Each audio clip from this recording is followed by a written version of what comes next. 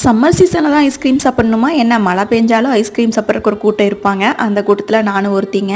வீட்டில் பால் அதிகமாக இருந்துச்சு, கஸ்டர்ட் ஐஸ்கிரீம் செய்யலாம் அப்படின்ட்டு அதாங்க ரெடி பண்ணிட்டு இருக்கேன். ஃபஸ்ட்டு ஒரு பவுலில் 6 லிட்டர் பாலுக்கு நான் ஒரு 3 டேபிள் ஸ்பூன் கிட்ட கஸ்டர்ட் பவுடர் எடுத்து கொஞ்சமாக பால் ஊற்றி கட்டியெல்லாம் எல்லாமே மிக்ஸ் பண்ணி வச்சுக்கிறேங்க. நெக்ஸ்ட் ஒரு பாத்திரம் வச்சுட்டு அதில் பாலை ஊற்றி நல்லா கொஞ்சம் கொதி வந்ததுக்கப்புறமா சர்க்கரை வந்து தேவையானதை ஆட் பண்ணிக்கலாங்க.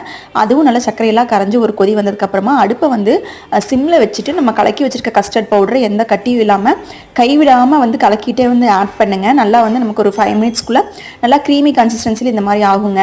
நல்லா வந்து அதை ஆற வச்சுக்கலாங்க. அது ஆறுனதுக்கப்புறமா வந்து கொஞ்சம் நமக்கு கெட்டியாக இருக்கும்.